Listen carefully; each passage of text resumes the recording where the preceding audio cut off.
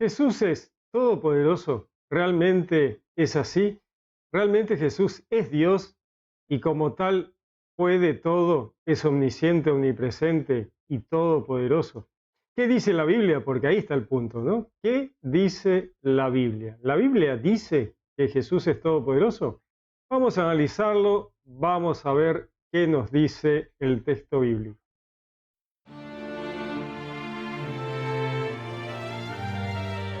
Si Jesús es todopoderoso o si Jesús realmente es Dios y como Dios omnisciente, omnipresente, todo lo que se le atribuye a Dios es un tema recurrente y la verdad que siempre está bueno analizarlo, ver qué dice la Biblia al respecto, porque ahí está el tema, ¿no? Vamos a ver un poquito qué nos dice la Biblia de Dios y entender un poco cómo es el contexto de Dios, lo que logramos entender. Pensamos que somos humanos, que tenemos limitaciones. Dios nos ha revelado lo que podemos comprender y seguramente hay mucho más que vamos a ir entendiendo con el transcurso del tiempo. Así que vamos a analizar por lo menos lo que hasta ahora hemos entendido de lo que dice el texto bíblico.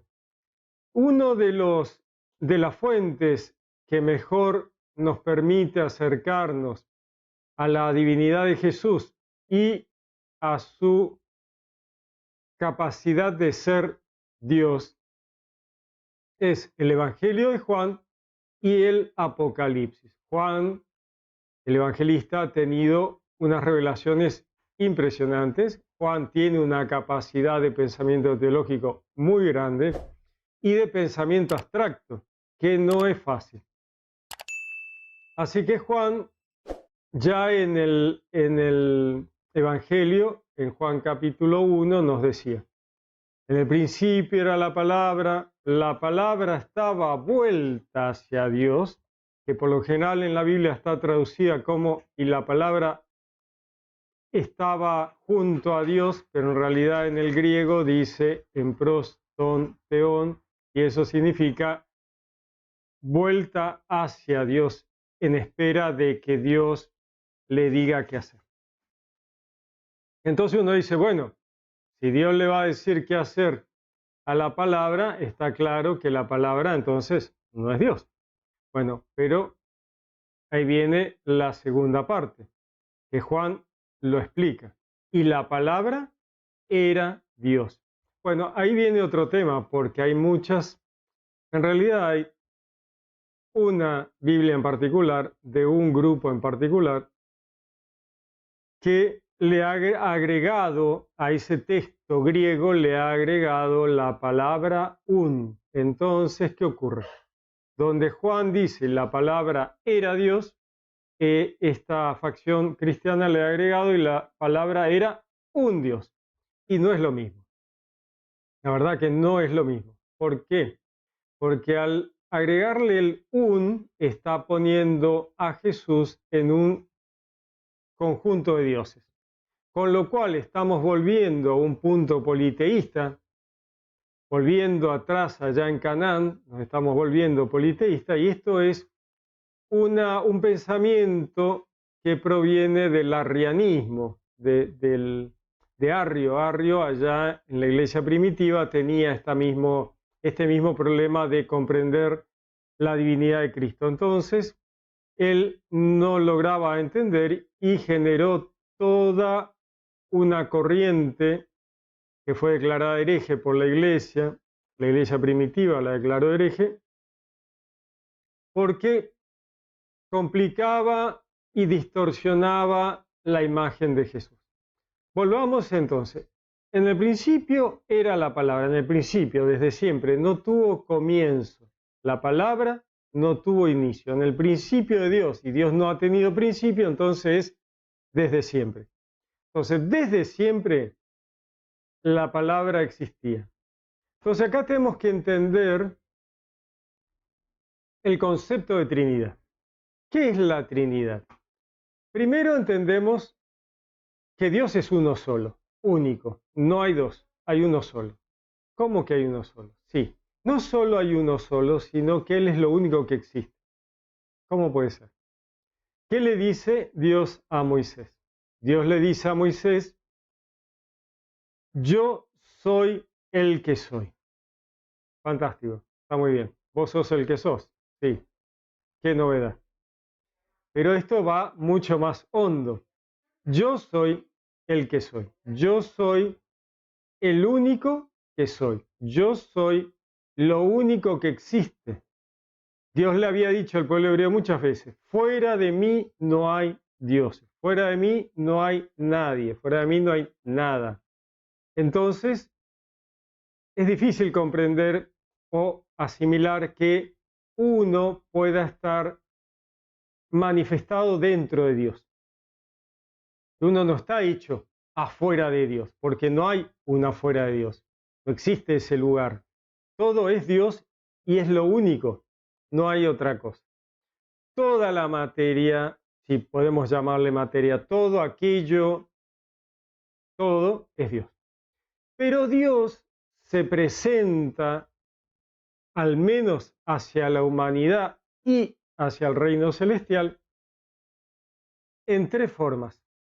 La razón, el verbo y el Espíritu de Dios. El Espíritu de santidad, el Espíritu Santo. En el Antiguo Testamento, el Ruach HaKodesh o el Ruach HaKadosh.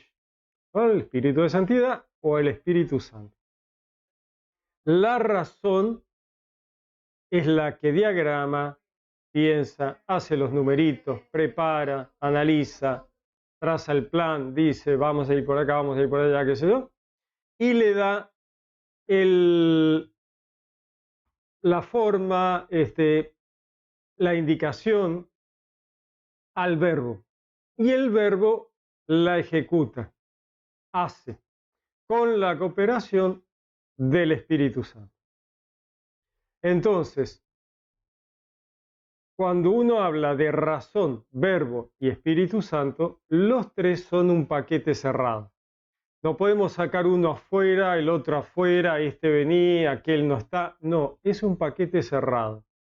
Es un combo que está tan unido que no puede separarse. Se separa al momento de los roles. La razón, el verbo y el Espíritu Santo.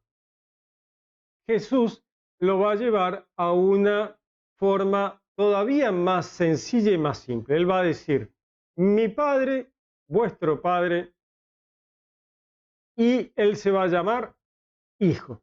Si la razón es el Padre, Él va a ser el Hijo.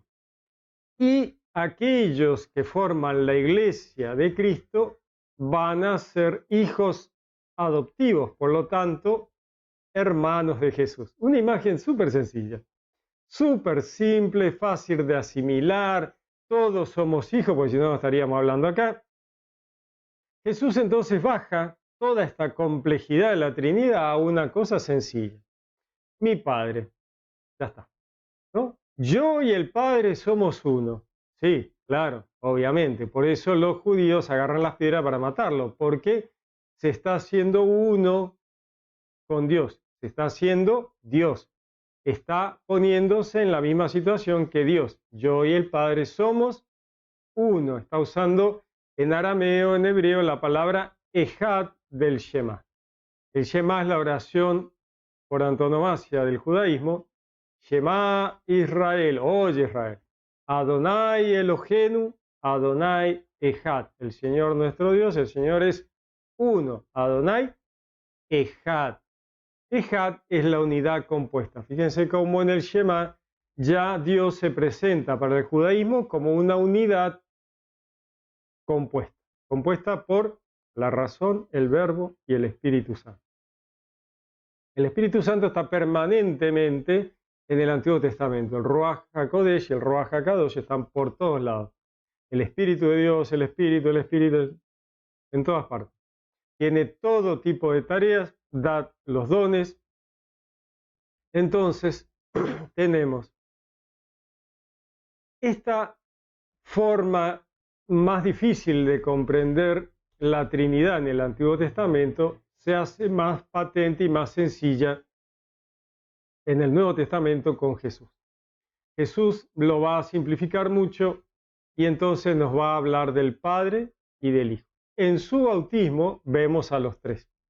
El Padre que habla, Jesús que es bautizado y el Espíritu Santo que baja sobre Jesús. ¿Por qué es bautizado Jesús? Si es Dios, ¿qué necesidad tenía? Bueno, Jesús está siendo ejemplo del bautismo. ¿Por qué? Porque Él asume la humanidad. Él asume la humanidad de toda la humanidad. Y ahí vamos a un tema más complejo. Ahí vamos a un tema más complejo que es el rol de la divinidad en la historia de la salvación. Los roles. Los roles son un tema complejo que es interesante tratar de comprenderlo para poder entender por qué Jesús aparece con tantos títulos distintos. Es Yeshua, es el Hijo de Dios, es el Hijo de María, es el Cordero de Dios que quita el pecado del mundo, es el león de la tribu de Judá, es Dios. Entonces, esto ya estaba en el Antiguo Testamento prefigurado. Lo que pasa es que el Antiguo Testamento no se entiende bien si no es a la luz del Nuevo Testamento. Entonces vemos la profecía de Ezequiel, los 4 seres vivientes del carro trascendental de Dios. ¿Por qué el carro trascendental? Bueno, porque Ezequiel Dios le muestra una imagen muy rara a Ezequiel, una imagen rara, difícil de asimilar, que es la de los 4 vivientes, con las ruedas, la plataforma, arriba está sentado Dios, y ya tenemos un carro. Un trono, Dios sentado, una plataforma y 4 ruedas, donde cada rueda tiene a un viviente. Y vamos a explicar un poco el carro trascendental de Dios. Dios se apoya sobre los 4 roles que va a asumir en la historia de la salvación. Entonces, Dios está apoyado, su base son estos 4 roles con respecto a la historia de la salvación. ¿Qué hace con el resto del universo? No sabemos. Lo que nos muestra Dios a través de Ezequiel es que para la historia de la salvación humana, Dios se apoya sobre los 4 roles de la divinidad, que son esas ruedas, esa dinámica que tiene la historia de la salvación. ¿Y cuáles son esos 4 roles? Tenemos el hombre, el león, el buey y el águila. ¿Qué significa eso? Bueno, el hombre, absolutamente humano, el verbo, la palabra de Dios va a encarnar terrenalmente y va a asumir la forma de una persona completamente humana. Luego va a ser un judío, no va a ser un griego, un romano, un africano, un chino, no, va a ser un judío. Por eso es el león. El siguiente viviente es un león, el león de la tribu de Judá, ¿no? Un judío. Luego tenemos el buey. ¿Por qué un buey si él es el Cordero de Dios? Bueno, porque el animal al sacrificio está representado por el dios El, que era un buey. El becerro de oro en el desierto. Entonces, un buey como representación de los animales al sacrificio. Luego, Jesús va a bajar en un nivel de humildad y va a ser el Cordero de Dios, que va sin quejarse al matadero. El Cordero de Dios que quita el pecado del mundo. Tercer ser viviente, tercer rol de la divinidad. Y el cuarto es seguir siendo Dios, el águila al vuelo. Seguir siendo absolutamente Dios. Nunca dejó de ser Dios. Encarnando terrenalmente en los 4 roles para cumplir con el rescate de la humanidad en la historia de la salvación, jamás dejó de ser Dios.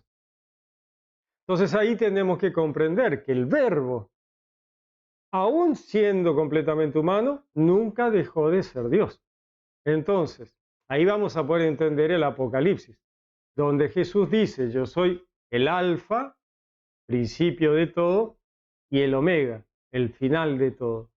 Y mientras tanto, lo sostiene.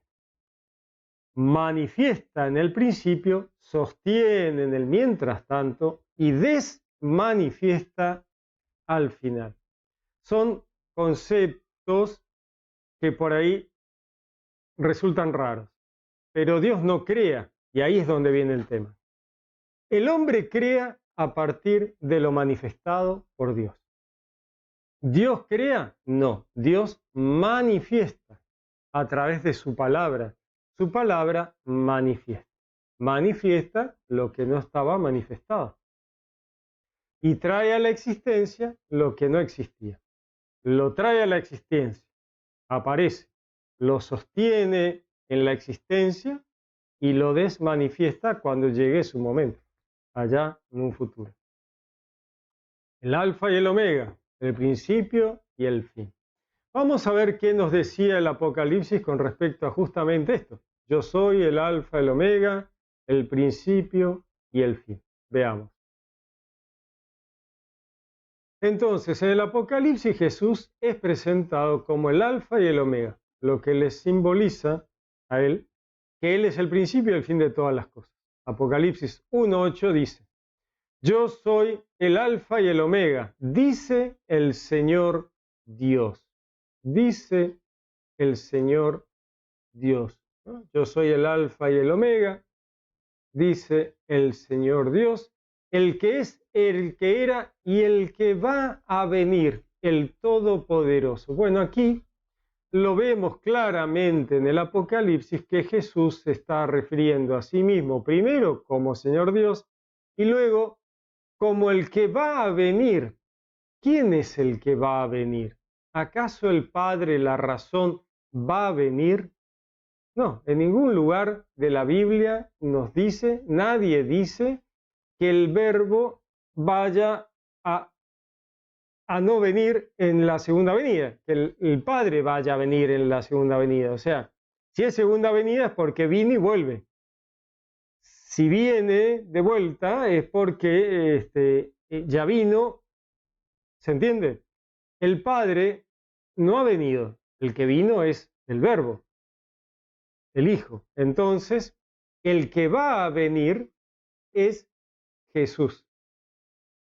Yo soy el alfa y el omega, dice el Señor Dios, el que es, existe. Volvemos a yo soy el que soy, el que es. El que era, siempre fue, porque es Dios.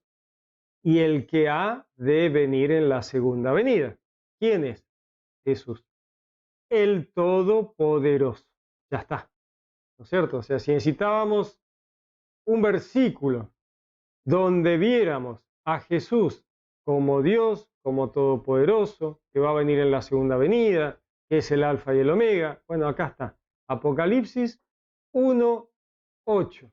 Ya está. ¿No es cierto? No. ¿Qué más necesitamos a partir de aquí? Luego tenemos el rol del Cordero. El rol del Cordero, ¿no? Jesús se presenta en el Apocalipsis como el Cordero, Cordero de Dios que quita el pecado del mundo. Entonces uno dice, bueno, pero cuando abren los sellos, ¿no? Están abriendo los sellos del Apocalipsis, Juan llora porque no se ha encontrado nadie digno de abrir el libro, aquel libro que se había cerrado con Daniel, ¿no?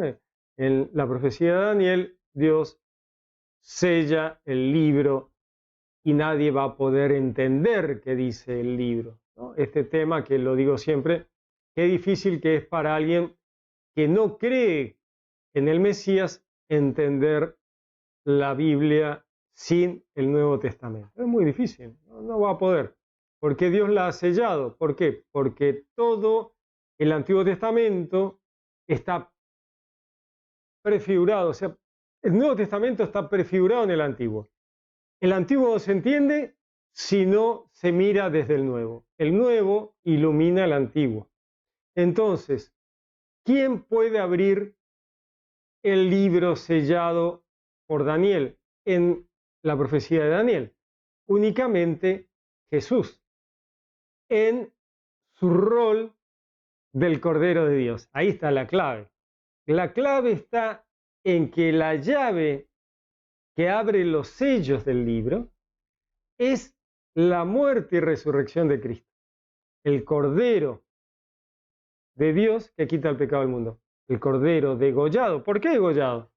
Porque Dios a los judíos le dice, a los hebreos y a los judíos, le dice, para matar un animal para un sacrificio, lo van a desangrar, ¿no? Lo van a degollar de tal manera, le van a cortar aquí y allá, para que muera sin sufrimiento. Entonces la imagen que representa a la pasión de Cristo es el Cordero degollado.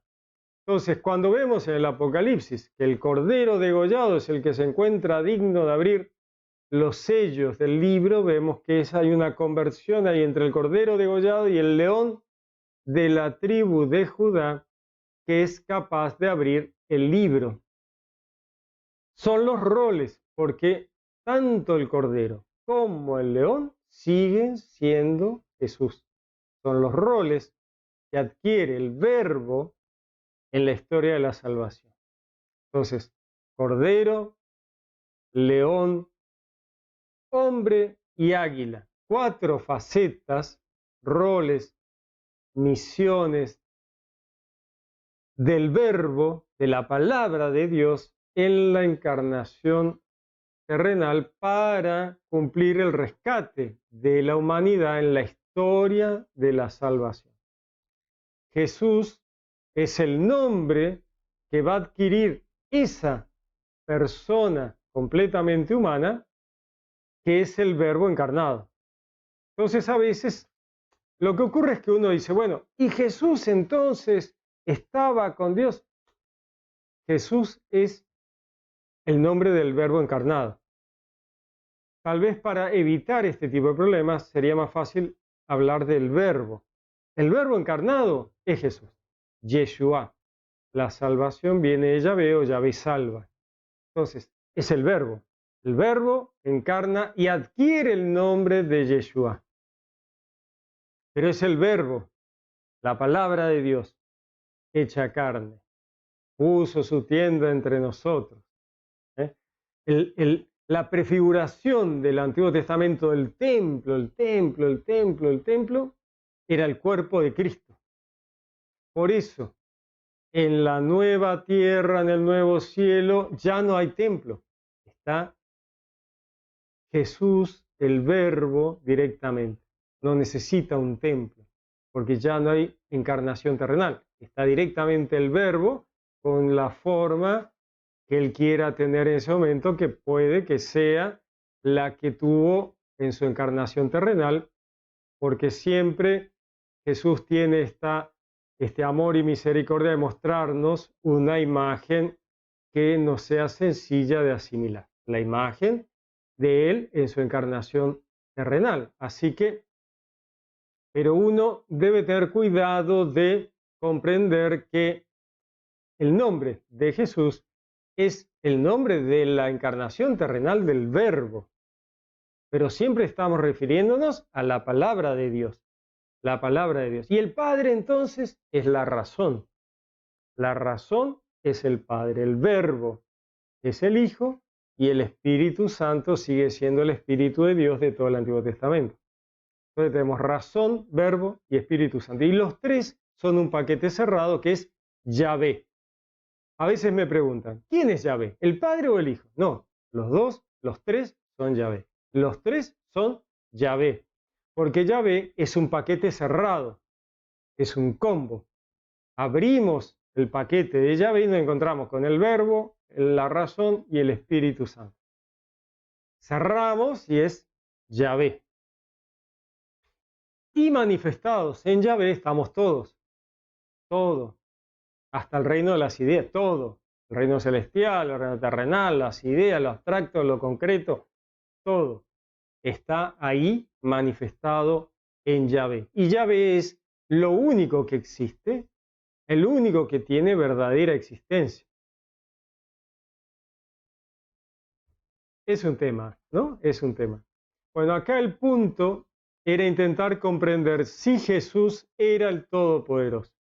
¿Por qué Jesús habla de el Padre me ha dicho, el Padre me dijo, solo el Padre sabe el día y la hora? ¿Es que acaso el Padre no comparte con el Hijo? ¿Es que la razón no habla con el Verbo? Sí, absolutamente. ¿Qué es lo que nos hace? ¿Por qué Jesús habla de esa manera? Jesús está mostrando una jerarquía en la divinidad que la tiene siempre presente. El Padre es mayor que yo, dice el Verbo. El Verbo dice, la razón es mayor que yo. La razón me dice qué hacer y yo hago. Pero la razón y el Verbo forman parte de lo mismo y lo único, que es Dios. Entonces, la razón y el Verbo forman a Dios. Pero Jesús lo muestra de una manera sencilla. El Padre me ha dicho, yo lo he escuchado al Padre, vuelvo al Padre, vuelvo a mi Dios y a vuestro Dios. Cuando dice vuelvo a Dios y a mi... Lo que está diciendo Jesús es que como humano, como persona encarnada, su Dios es Dios, ¿no es cierto? Es así. Entonces Él se solidariza con la humanidad. Hay una solidaridad con la humanidad de decir, el Dios de ustedes es mi Dios. ¿Quién? Y soy yo mismo, porque yo vuelvo y ahí estoy yo. O sea, pero como dice el apóstol,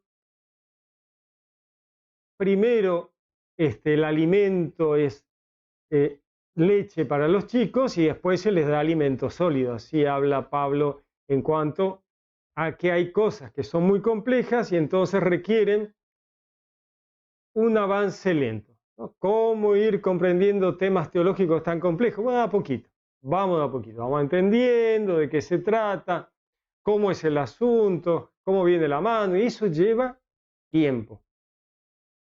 Por eso es tan difícil acercarse a la teología rápido sin una guía profunda, ¿no? Porque hay muchos temas que quedan colgados. ¿Y por qué dijo esto? ¿Y por qué dijo aquello? ¿Y cómo? Y entonces, si él dice que es el Hijo, entonces en algún momento lo engendró. Hijo es un título, ¿no? Entonces uno dice, bueno, pero ¿y yo en qué momento fui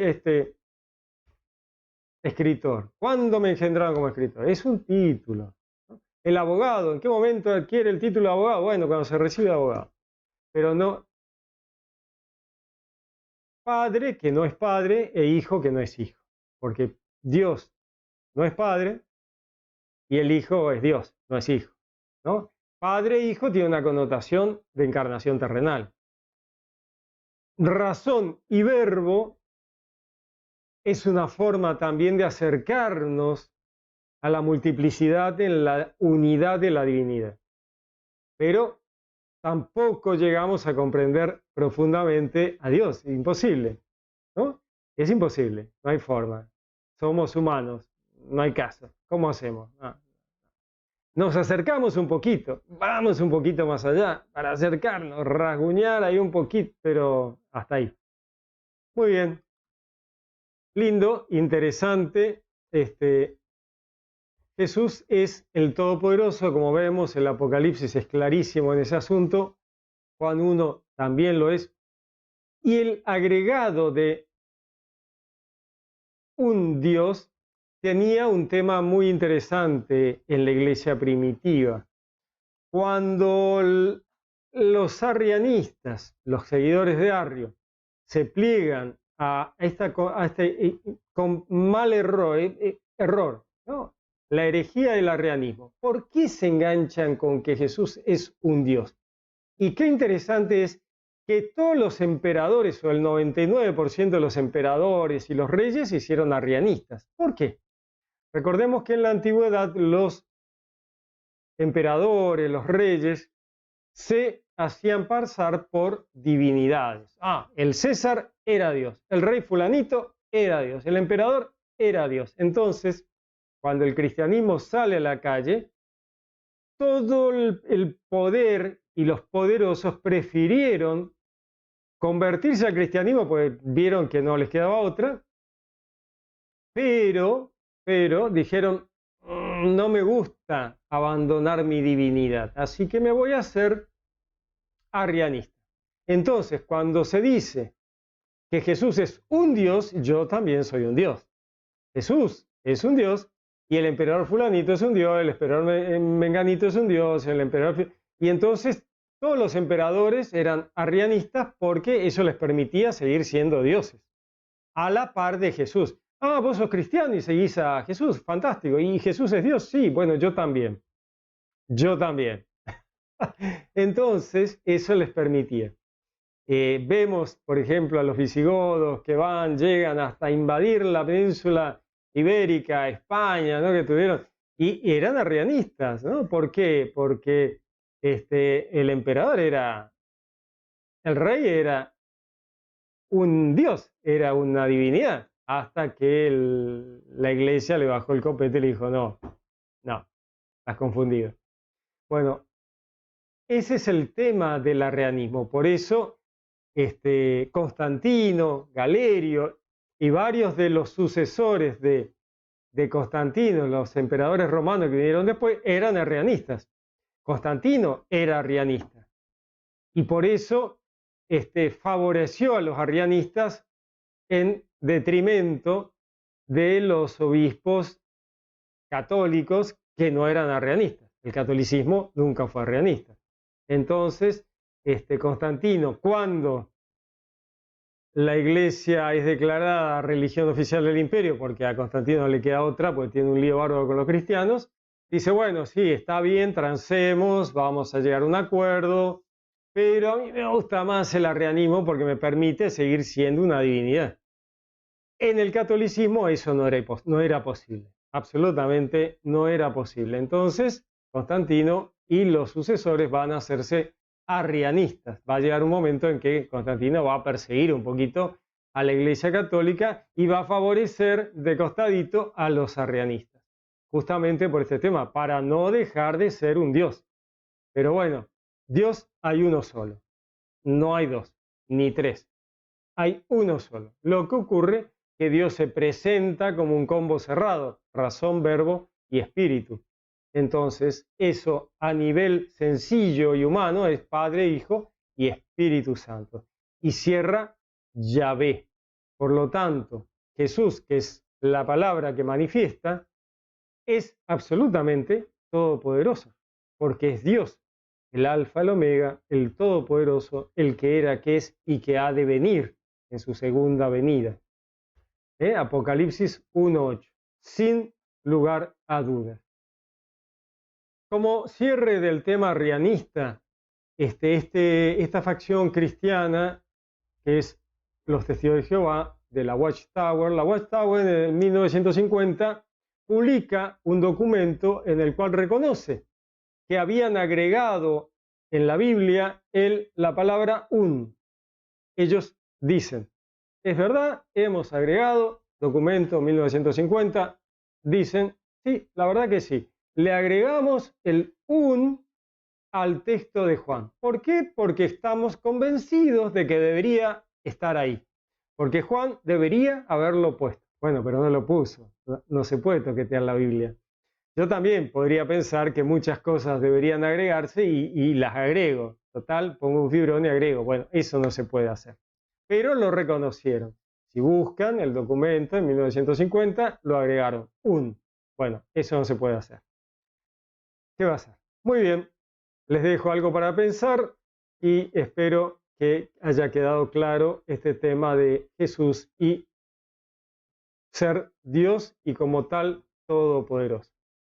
Que Dios lo bendiga, los saludo con gran afecto, les habló Pablo Castro.